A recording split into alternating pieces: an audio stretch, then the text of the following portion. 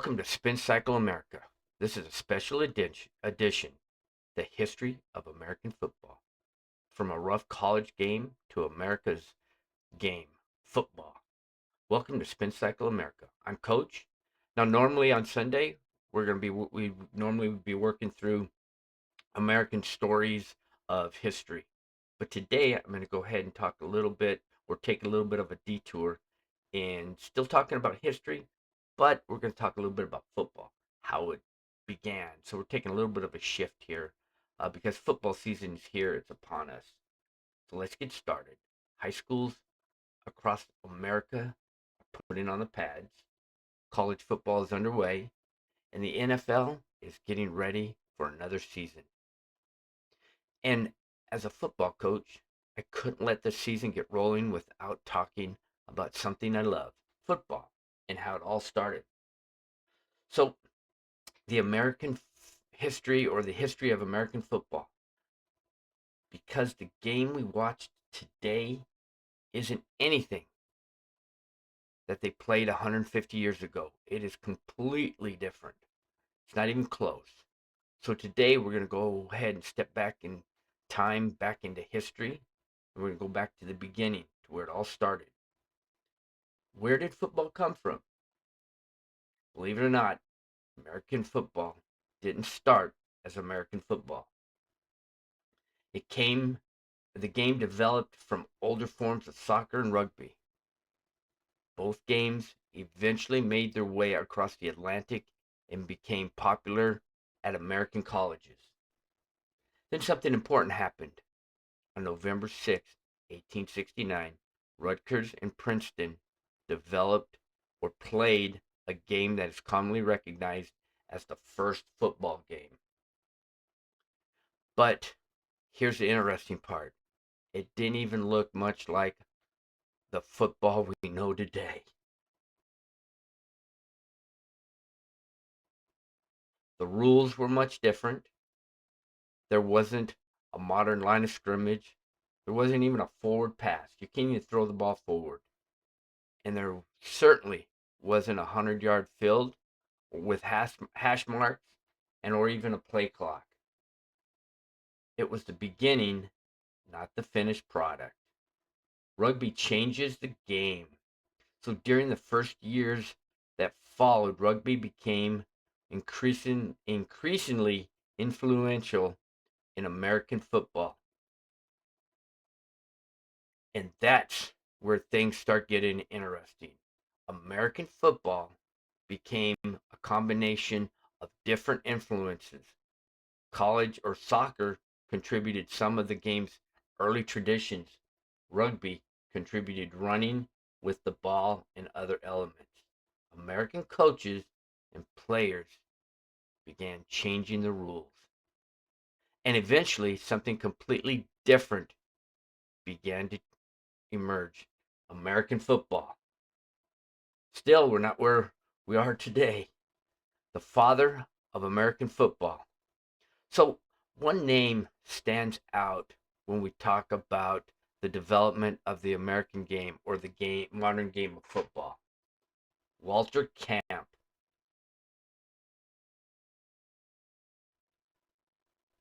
Camp was a Yale player coach who became one of the most influential players or figures in football in the early development. He helped shape the rules that moved American football further away from rugby. The line of scrimmage was developed, became an important part of the game. The system of downs was developed, and the sport increasingly became a uniquely American game. The Pro Football Hall of Fame describes Camp as the father of American football. But the game was dangerous. I mean, can you imagine? All right, with all the equipment we have nowadays versus what they had back then. Here's something that your players today, or you out there listening, may not realize or believing, but American football could be brutal. There were fewer safety precautions, rules were different, mass formations could send large numbers of players crashing together. Can you imagine that? I mean, they weren't passing the ball. That was illegal to pass. There was no forward passes. In the early 1900s, concerns about injuries became so serious that football faced enormous pressure for reform. Rules changed, equipment improved, and eventually one of the most important changes in football history arrived.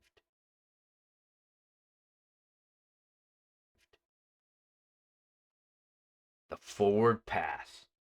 Can you imagine? Back then, they didn't have the forward pass. The forward pass was illegal. Today, quarterbacks throw the football all over the field, but it wasn't always legal. Can you imagine that? The forward pass was legalized in 1906. Think about that. Modern football, spread formations, RPOs, pass concepts, deep shots, quarterback reads, all of it exists in a game that once didn't even allow the forward pass. Can you imagine football today without the forward pass? It was one time illegal to pass that ball forward, to pass it. Think about that. That's one of the things I love about football. The game keeps evolving. Coaches evolve. Players are evolving. Strategies are evolving. But the fundamentals remain the same. When football became professional, college football players or college became extremely popular. But eventually, players began getting paid. One of the most famous early examples was William Pudge Helfinger. In 1892, Helfing Atlantic Association paid Helfinger $500 to play against the Pittsburgh Atlantic Club. 500 bucks. Can you imagine that? 500 bucks. Just imagine what your quarterbacks are getting paid nowadays, or your receivers. That payment is considered the first documented professional football payment. And think about that number, $500. Can you think of yourself getting paid to play this game for only $500? The NFL players sign contracts today worth millions. The game has come a long way since then. Millions they're getting paid. Millions. And several of them are now getting paid in Bitcoin. What a difference. So the NFL is born now. Professional football continued developing through the early 20th century. Then in 1920, representatives of several professional teams met in Canton, Ohio. They formed what was called the American Professional Football Association. But 2 years later, the organization changed its name to the National Football League. And that's when the National Football League was born. And the rest, as we say, is history. So from Canton to Sunday Night Football, we have this. Think about the evolution. In 1869, Rutgers versus Princeton, the game that barely resembles football today. Then you have Walter Camp, the line of scrimmage, the down system, the forward pass, professional football, the NFL, the Super Bowl, and now Friday night high school football, Saturday college football, NFL on Sunday football, even Monday and Thursday nights as well. Think about that. And football has become one of the defining sports in American culture. So here's why high school football matters. Just think about it. And this is where I wanted to get a little bit personal. Because professional football gets the television cameras, college football gets the massive stadiums. But high school football is where many young men first learn the football game. learn the game, learn actually the game. And that's important because football teaches things that go beyond football. They teach you discipline, they teach you accountability, they teach you toughness, they teach you teamwork, they teach you responsibility, they teach you how to handle failure, they teach you how to handle success. And learning that sometimes the guy next to you is depending on you to do your job. And that's a lesson that can follow you as a young man the rest of your life. So here's my perspective as a coach. I've been around this game for a long time. And here's what I've learned. Football isn't just about the scoreboard. It's about what happens between the lines. Whether it's on Friday night or Thursday night or even Wednesday night for the freshmen. A kid that begins late affects everybody else. In other words, if he shows up late, he learns that skipping a workout makes the entire team weaker. He learns that you can't blame the quarterback if you didn't get that block or if you missed a block. You can't blame the running back if you missed your assignment. You can't blame the coach if you didn't execute your job. And eventually, you learn something pretty important. Take responsibility for your job because that's football. Football teaches you lifelong lessons that will follow you long after you hang up your cleats. So here's history in a minute. Here's a fun one, just kind of think about. The first documented professional football payment was made in 1892, but professional football didn't immediately become the massive business we know today. It took decades of experimentation, competing leagues, changing rules, and growing popularity before professional football became the dominant American sport institution it is today. The American of the Week. So this week's American of the Week is this. It's the American football coach. Not because we're perfect. We're definitely not. We're far from that. But because there are thousands of men and women across the country who volunteer or work long hours to teach young athletes.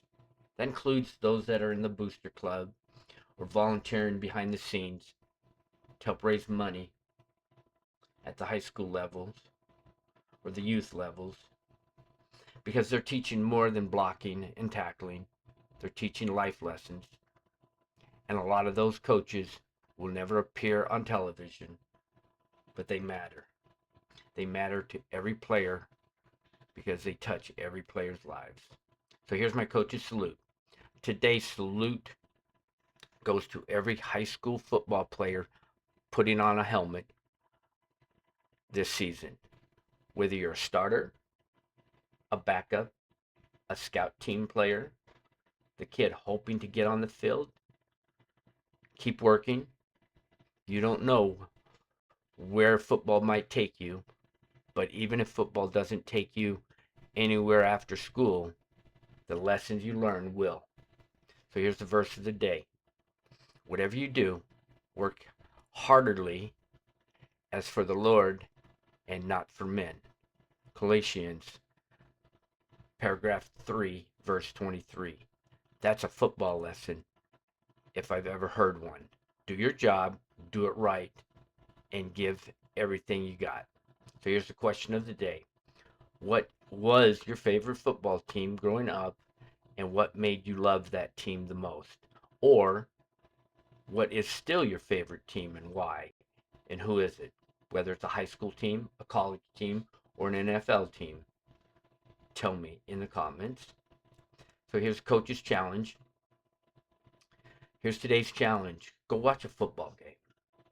But don't watch the ball necessarily.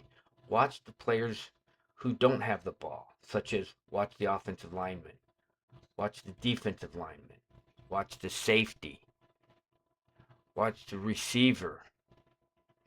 See who's making the right reads.